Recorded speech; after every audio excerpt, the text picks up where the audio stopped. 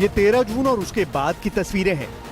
Iran ने Israel पर इतनी मिसाइल बरसाई कि दुनिया में मिसाइल अटैक का हर रिकॉर्ड टूट गया। क्या तेल अवीव, क्या हाइफा और क्या इजराइल का डिफेंस सिस्टम। ईरान की मिसाइलों ने इजराइल के हर कवच को भेदा और बता दिया कि जब उसकी मिसाइल फायर होती है तो उन्हें रोकना ना तो इजराइल के बस की बात है और ना अमेरिका के। और अब यह खबर आई है कि इजराइल को बचाने के चक्कर में ट्रंप ने अपना हाथ जला लिया है। रिपोर्ट है कि इजराइल को ईरान से बचाने के लिए अमेरिका ने जब अपना सबसे बेहतरीन मिसाइल डिफेंस सिस्टम थाड एक्टिव किया तो ईरान की मिसाइलों को रोकने में थाड का 20% मिसाइल स्टॉक खत्म हो गया। यानी अमेरिका ने जिस मिसाइल डिफेंस सिस्टम को रूस और चीन से बचने के लिए तैयार किया उसकी 20% मिसाइल तो सिर्फ ईरान को रोकने में इस्तेमाल करनी पड़ी। नेतन्याहू की दरखास्त पर डोनाल्ड ट्रंप ने एक नहीं बल्कि दो थाड मिसाइल डिफेंस सिस्टम इजराइल में तैनात किए हैं और इनका इस्तेमाल उन 12 दिनों में जमकर हुआ जब ईरान और इजराइल के युद्ध को दुनिया ने तीसरे विश्व युद्ध की शुरुआत के तौर पर महसूस किया।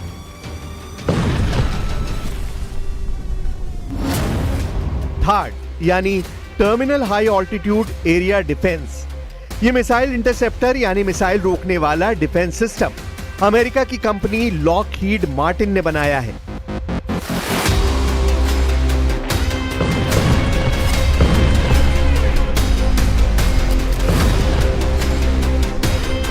अमेरिका के रक्षा मंत्रालय यानी पेंटागन से थाड को लेकर कुछ सवाल पूछे गए हैं जिससे न सिर्फ इजराइल बल्कि अमेरिका के पूरे डिफेंस सिस्टम की पोल खुलती हुई नजर आ रही है, क्योंकि यह खबर अब वर्ल्ड हेडलाइन बनकर डोनाल्ड ट्रंप और बेंयामिन नेतन्याहू को परेशान कर रही है।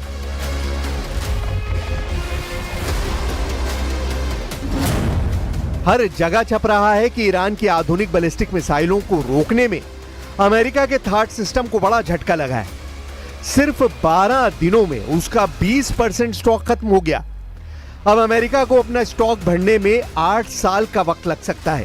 थाड के एक मिसाइल इंटरसेप्टर की कीमत 106 करोड़ रुपए बताई जाती है।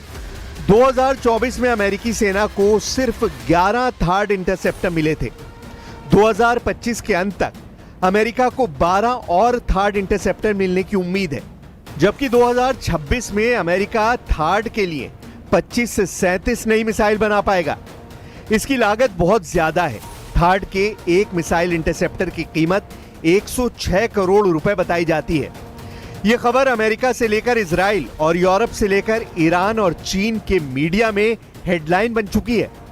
जाहिर है इस खबर ने पेंटागन में हड़कंप मचा दिया है।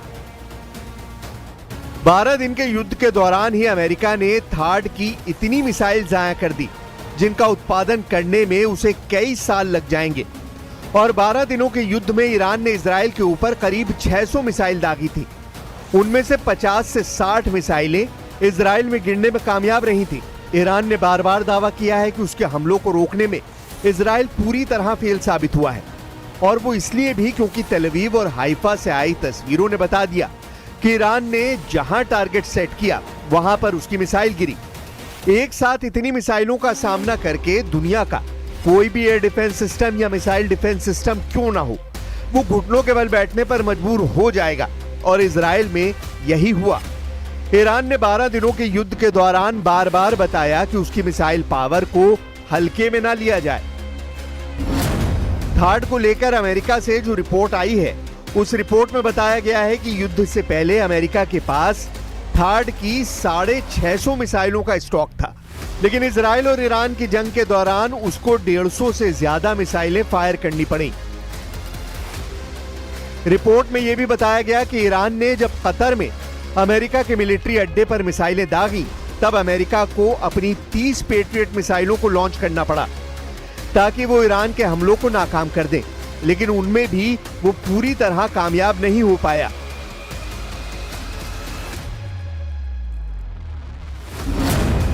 रिपोर्ट के मुताबिक अमेरिका के थाड मिसाइल डिफेंस सिस्टम ने इजराइल के एरो 2 और एरो 3 इंटरसेप्टर के साथ ईरान की 574 मिसाइलों में से 201 मिसाइलों को तबाह किया। बाकी मिसाइलों को दूसरे डिफेंस सिस्टम ने नष्ट किया।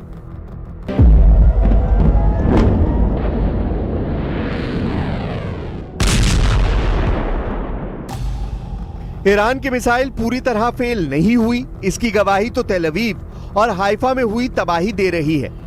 इसीलिए यह कहना कि थाड या एरो पूरी तरह कामयाब रहे, यह सरासर गलत है, क्योंकि तेल अवीव के बीचों बीच ईरान की मिसाइल गिरी है, जबकि ईरान का दावा है कि उसने इजराइल के सीक्रेट अड्डे नेवतीम एयरबेस को भी टारगेट बनाया है, जहां पहले से ही थाड मिसाइल डिफेंस सिस्टम तैनात है।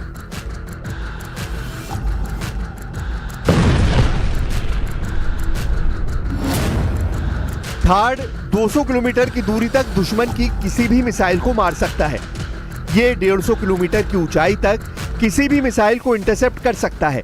अमेरिका के पास थाड की 7 बैटरियां हैं। एक बैटरी में 6 ट्रक माउंटेड लॉन्चर होते हैं। दुश्मन की मिसाइल को रोकने के लिए थाड सिस्टम के एक लॉन्चर से एक बार में 8 मिसाइल दागी जा सकती हैं, यानी पूरी बैटरी में कुल 48 इंटरसेप्टर मिसाइल होती हैं। इसे ऑपरेट करने के लिए 95 सैनिकों की जरूरत होती है।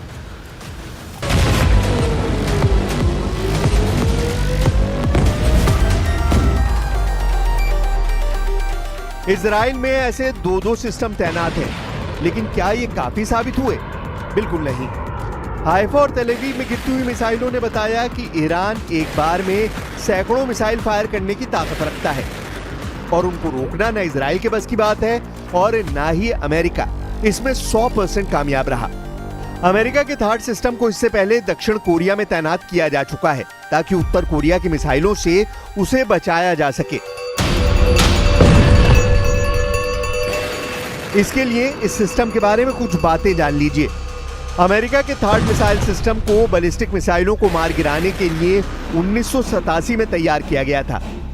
थाड का रडार आसपास की मिसाइल को उसकी लॉन्चिंग स्टेज में ही पकड़ लेता है और टारगेट को शुरुआत में ही खत्म कर देता है। युद्ध के हालात में इस सिस्टम को सिर्फ 5 मिनट में एक्टिव किया जा सकता है। अमेरिका के एक थाड मिसाइल डिफेंस की एक बैटरी यानी 6 लॉन्चर्स के साथ इस सिस्टम की कीमत करीब 25,000 करोड़ रुपए है। सऊदी अरब ने 2018 में अमेरिका से 44 थाड लॉन्चर और मिसाइल खरीदने के लिए एक समझौता किया था। इस सौदे की कीमत 1.25 लाख करोड़ रुपए के करीब थी। इस तरह आप अंदाजा लगा सकते हैं कि अमेरिका का ये मिसाइल डिफेंस सिस्टम कितना महंगा है और हर देश ऐसे सिस्टम खरीदने की हैसियत नहीं रखता। 12 दिन के युद्ध में एक तरफ तेल अवीव दहला तो दूसरी तरफ तेहरान, दुनिया की 2 राजधानी 12 दिन की जंग में बड़े बड़े धमाकों की गवाह बनी। एक तरफ ईरान के हमले और दूसरी तरफ इजराइल के अटैक।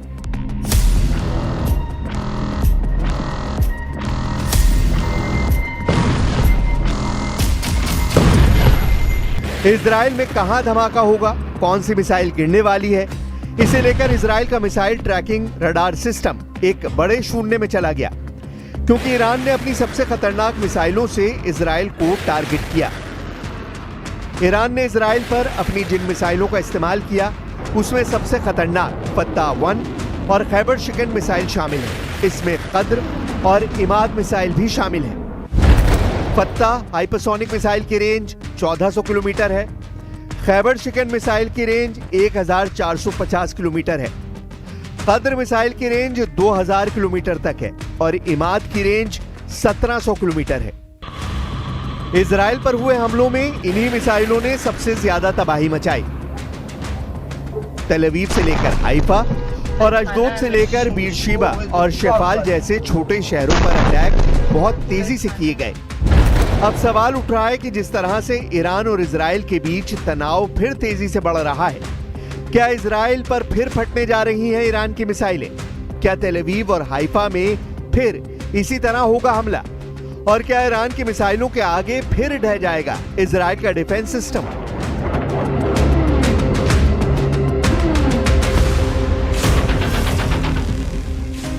युद्ध के दौरान नेतन्याहू को अपनी एरो डिफेंस सिस्टम को लेकर भी बुरी खबर मिली थी।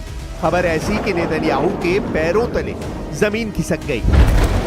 तब वॉल स्ट्रीट जर्नल ने खबर छापी कि इजराइल के एरो डिफेंस सिस्टम के लिए मिसाइल खत्म हो रही हैं। यह खबर ऐसी है कि नेतन्याहू अपना माथा पकड़ने को मजबूर हो गए। अमेरिका के अखबार ने लिखा कि ईरान के मिसाइल अटैक को रोकना अब इजराइल के लिए मुश्किल होगा। इस युद्ध ने साबित कर दिया कि अमेरिका और इजराइल के तमाम मिसाइल डिफेंस सिस्टम ईरान के सामने काफी कमजोर साबित हुए। नेतन्याहू के सामने बड़ा संकट है। अमेरिका की रिपोर्ट बता रही है कि नेतन्याहू और डोनाल्ड ट्रंप को फौरन बड़े कदम उठाने होंगे। खासतौर से एरो डिफेंस सिस्टम अब नेतन्याहू के लिए नाक का सवाल बन गया है। Arrow missile defence system Israel का अपना सिस्टम है। इसकी रेंज 2500 किलोमीटर है। यह अंतरिक्ष में जाकर भी दुश्मन की मिसाइल को रोक सकता है। यानी ईरान की कई मिसाइल अंतरिक्ष से वापस वायुमंडल या कहें कि इजराइल के आसमान में दाखिल भी नहीं हो पाती होंगी, क्योंकि एरो सिस्टम उन्हें पहले ही खत्म कर चुका होता है। इसी वजह से एरो को इजराइल का प्रीमियम मिसाइल डिफेंस सिस्टम कहा जाता है।